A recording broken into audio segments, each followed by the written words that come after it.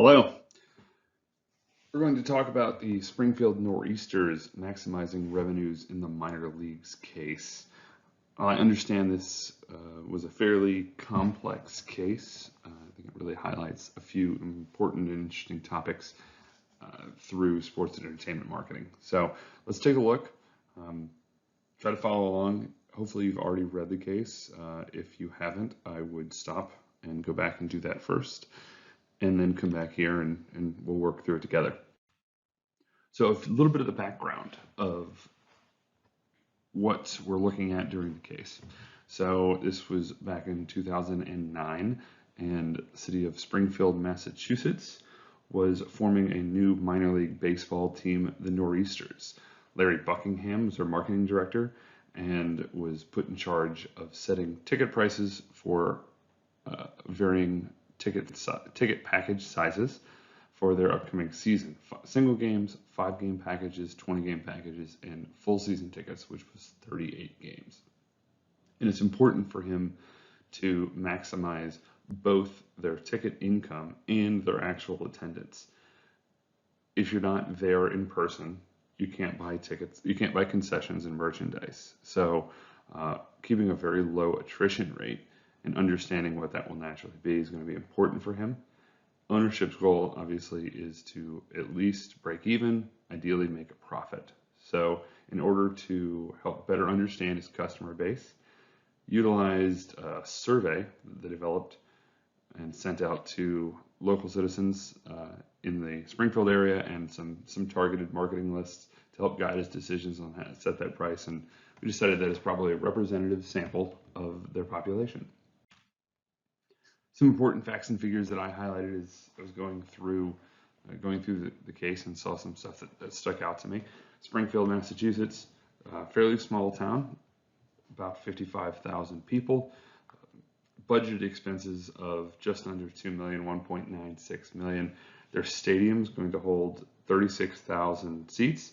They're not having to build a new stadium. The local university is letting them use theirs in exchange for giving the parking revenue to the school. They have received $21,000 from the school and from the city of Springfield as a grant, and then $25,000 in sponsorships. He did some interviews, Larry did some interviews with other marketing directors and general managers with similarly sized minor league teams. They told him something to keep an eye on are the concessions, and they will play a major role in being profitable because they have a 39% profit margin. But there will also be some attrition. Not everyone's going to use tickets they purchased. So if you were to buy a one-game ticket for one game at a time, it's almost certain that you're actually going to go unless an emergency comes up. Whereas if you bought 38 games a full season, there's going to be some you don't make. And the other most important facts and figures were out of the survey data. So took a few screenshots of that, which we'll see here. That survey data showed there was a couple of questions that were really most telling, I thought. The first was, if a team came at all, how likely would you be to attend a game? 61% of people said they're not going to go regardless. 21, 11, 5, and 2, as you can see, really that's what they felt they would attend. And if you were going to go, how much are you willing to pay? What is the most you would be willing to pay if you were buying one ticket, or if you were buying a ticket of 5, 20, and 38? And then if you're there, how much do you expect that you would spend on souvenirs and arcade games and snacks and all of the other things that you buy while you're at a game? It's important to realize in survey data that you don't want to have too many extra questions, what they defined as it would be nice to know questions, because the longer it goes on, the more likely to lose your attendance. People are going to throw it away or click out of it if it's online the longer you make them stay. So don't put any extra questions that really aren't necessary for what you're trying to look. You also need to understand you're going to have some bias. Survey bias comes in a lot of different ways. You can see what we call a response bias or a non-response bias, in the fact that if you were to get a flyer or an email asking you for information about what you thought about a minor league baseball team, if you're already interested in that topic, you're going to be more likely to respond anyway. If you don't care to begin with, you're just going to throw it away or delete it. So the percentage of people who are not going to be interested at all is probably higher than the ones that went to the effort of filling it out to say, I don't care. That's a response or a non-response bias. Another really big one we would see here when asking what is the maximum price you would be willing to pay to do something, knowing it's coming from the organization that is trying to figure that out, or it will go back to them in some way, you might be inclined or incentivized to lie. If a new movie theater is opening down the street from you and they want to know what the most you're willing to pay is. So would you pay $20 to go? Maybe I'll just tell them I would only be willing to pay $5, because if I tell them I'm going to be willing to pay $20, they'll set the price at $20. So it's probably in your best interest to tell them you'd be willing to pay a little bit less. So a couple of things to consider when it comes to survey results. Now, looking ahead, to get started, we need to figure out how much money we need to bring in. What is going to be realistic here? So they gave us their full budget of $1.96 million, but the team actually doesn't need to pay for the player salaries and the bats and the balls, the on-field equipment, because the major league affiliate will be paying that for them. That's what they said. And we already brought in $25,000 in advertising and another $21,000 in contributions from the city and the university. So all we really need to bring in is that just a little over $1 million, $1,005,000. We can get there. So what do we need to do to establish ticket prices? Luckily, in our survey data that we just talked about, people told us what they thought they would be willing to pay for each of these possible ticket prices at these different ticket types, at these different tiers and amounts of games. That data right here. So looking at this, we can see that, so looking at that first line and the single game tickets, 31% of people said they would be willing to pay at most $10. 27% said they'd be willing to pay at most $12, and 22% would be willing to pay at least $14. So if we wanted to look at this possibly in a more useful way, another that is a little easier to grasp, we can look at it a little differently. So if 22% of the people are willing to pay $14, the people that said they'd be willing to pay 14 are also going to be willing to pay 12. So, and they're just going to say, hey, great, it's cheaper than I thought it was going to be. So that additional people, the 27 that were willing to pay 12 and the 22 that were willing to pay 14, all of them are going to be willing to pay 12. And then the 31% that were willing to pay up to $10, at that point you have 8. So we can say we have 80% of people that are willing to buy a single game ticket that would be $10, because the $12 people and the $14 people would still be willing to buy at 10. Applying this logic to the whole table is what you're looking at right here.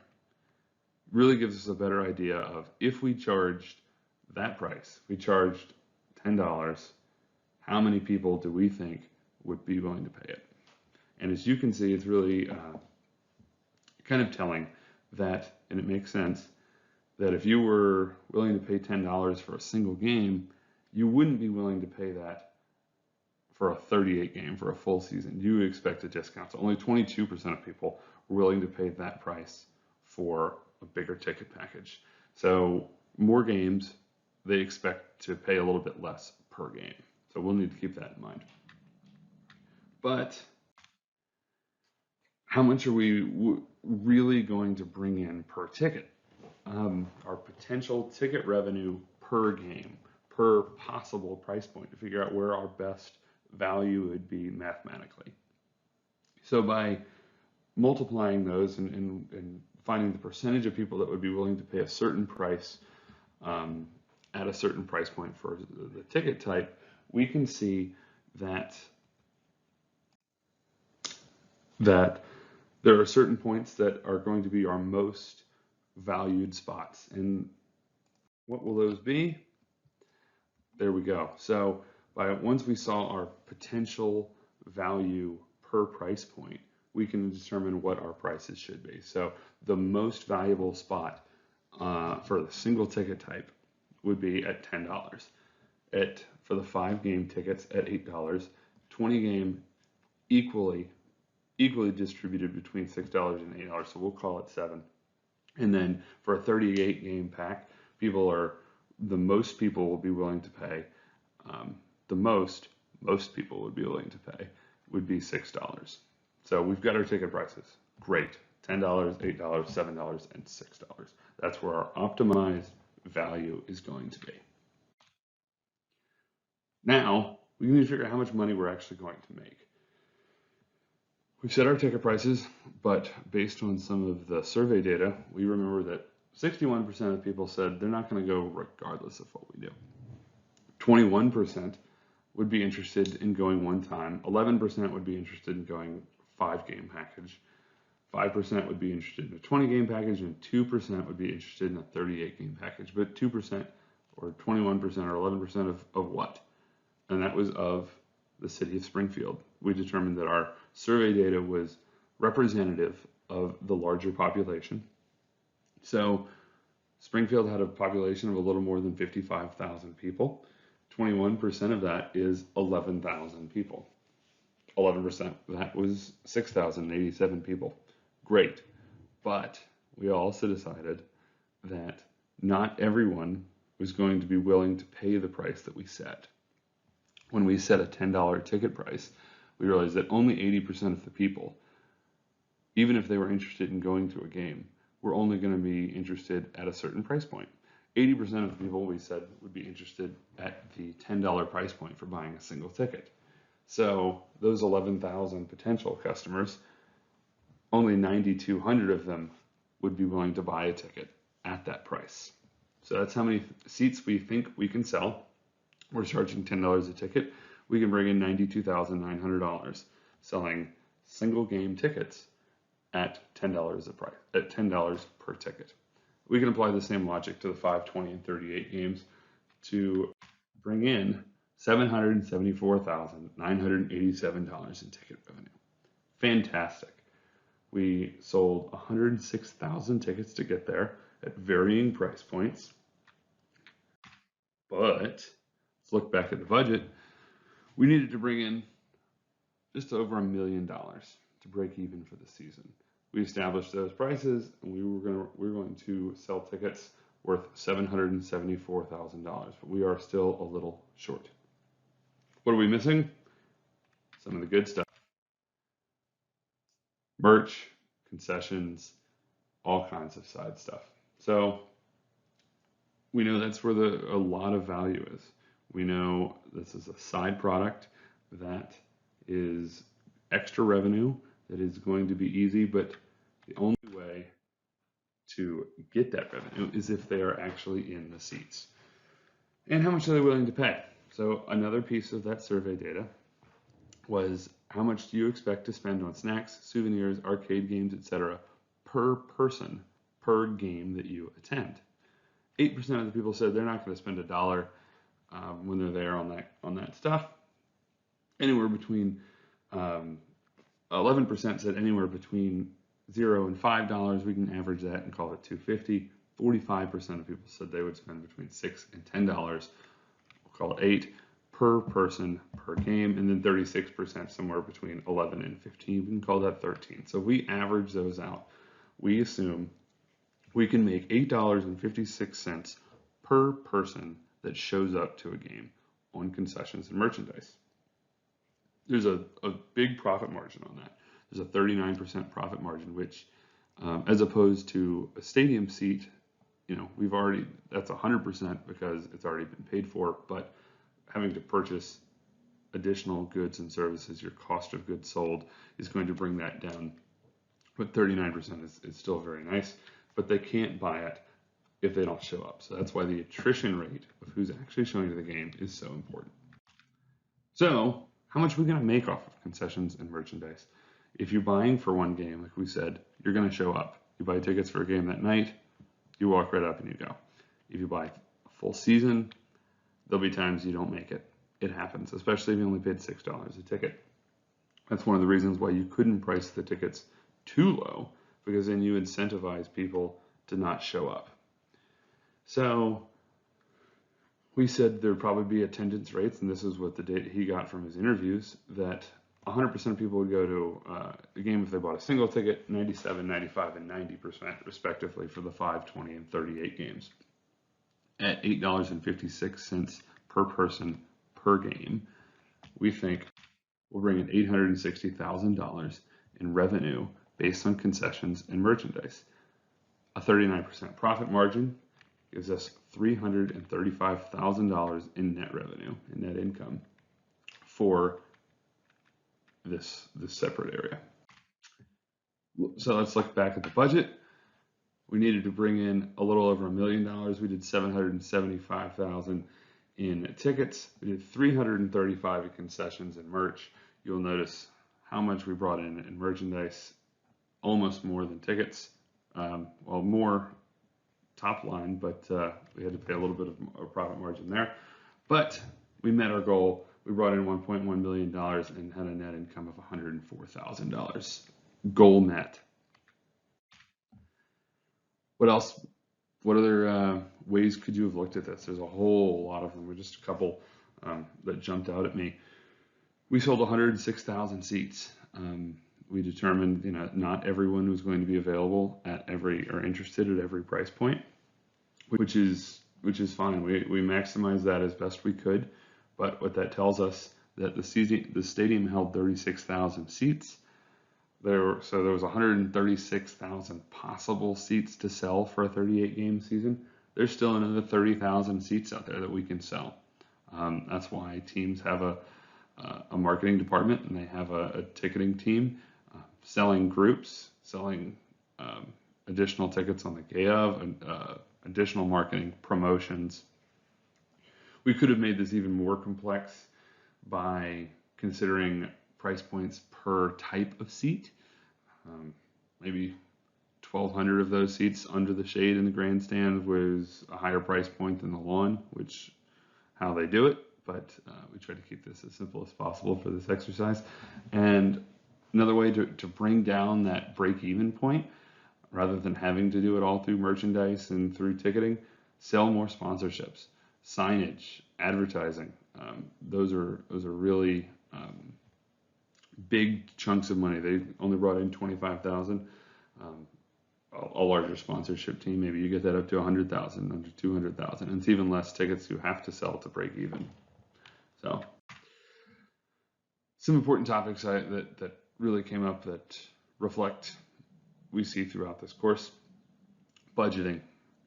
It's important to know where your return on investment is, how to build a survey, the biases that could come up from those surveys. We had to understand our customer, understand some of that consumer behavior that, maybe they bought a ticket, but maybe they don't go. We have to account for that. The positioning of our product. So there's a quote at the bottom of this slide that was from one of the other general managers that he interviewed was, we don't really sell baseball, we sell entertainment. So you need to understand that their product was a whole lot more than the product on the field. Their competition was anything else they could do with their time. That's going to take their money, it's going to entertain them. Could be bowling, could be renting a bounce house, could be just sitting at home and watching it on TV. So understanding that is a big part of how they position themselves. We looked at tiered pricing structures and where are you making your money and what your side money is, the value of sponsorships, but really it's an interesting look at what we often take for granted as a very simple process. You see tickets, you see the board, there is so much more that goes into it. So hopefully this case kind of highlighted some of that for you. Again, this is much more complex than it looks on the surface. There's a whole lot more to it than just gut feelings, but I hope you enjoyed and appreciated that. and have a good day.